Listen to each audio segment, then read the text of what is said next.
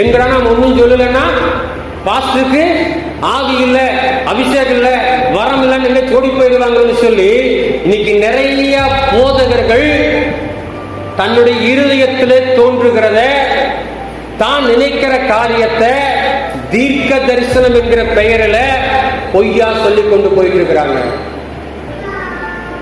அதனாலதான் ஆண்டவர் சொல்றாரு, கள்ள தீர்க்கதரிசிகள் நிறைய பேர் இருக்கிறதுனால நீ ஆராய்ந்து பாரு, அது தேவனால் உண்டானதா இல்ல வேற ஆவியா, யோசித்து பாரு, ஆராய்ந்து பாரு என்றார்.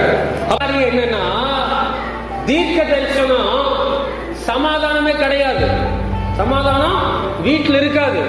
ஆனா உங்க வீட்டுல என்ன இருக்குதுங்க? சமாதானம். சமாதானம் ஆசீர்வாதம் இருக்காது. கர்த்தனுக்கு இதை தரார், அதை தரார், உன் வாழ்க்கை இது கிடைக்கும், அது கிடைக்கும், உனக்கு இது நடக்கும், அது நடக்கு, அடிச்சுக்குவாங்க. ஏன்?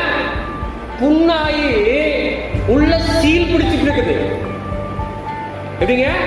என் சரீரத்துல ஒரு காயம் ஏற்பட்டு சீல் பிடித்து என் சரீரத்தை கெடுத்துட்டு இருக்குது. அப்ப அந்த சீலை பிதுக்கி அந்த புண்ணை கரெக்ட் பண்ணி மருந்து போட்டாதான் அது குணமாகும். நம்ம ஆளுக சீல் பிதுக்கப்படுறதில்ல, அந்த காயத்தினுடைய ஆழத்தை கவனிக்கிறதில்ல, மேலாப்புல ஒரு பேண்டேஜ் போட்டு ஒட்டிட்டு சரியாயிருங்க. சரியாகுமா? இன்னைக்கு அநேக தீர்க்க தரிசன வார்த்தை எப்படி இருக்குதுன்னா, நான் பாவம் பண்ணிட்டு இருக்கிறேன், நான் அக்கிரம் பண்ணிட்டு இருக்கிறேன், என் வாழ்க்கையில் நிறைய தேவனுக்கு பிரியமில்லாத காரியம் இருக்குது, அதை குறித்து எந்த தீர்க்க தரிசியும் ஒரு வார்த்தை கூட என்கிட்ட சொல்லல. ஆனா வாயில வார்த்தை வருது, உன்னை கர்த்தர் உயர்த்துவா.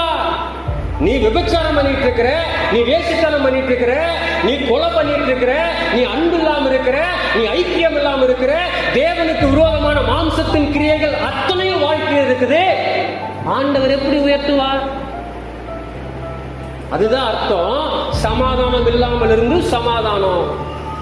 மாம்சத்தின் கிரியைகள் அவ்வளவு இருக்குது, பாவம் அவ்வளவு இருக்குது. அந்த தீர்க்க தரிசி என் பாவத்தை குறித்து கண்டித்து உணர்த்த மாட்டான், என்கிட்ட இருக்கிற பாவத்தை எச்சரிக்க மாட்டான், இதுல இருந்து மனம் திரும்புன்னு சொல்ல மாட்டான். என்ன வார்த்தை வரும்? கர்த்தருனை ஆசீர்வதிப்பா, கர்த்தருனை மேன்மைப்படுத்துவா, கர்த்தருனை உயர்த்துவா. மேல் பூச்சாய் பூசிக்கொண்டு இருக்கிறாங்க.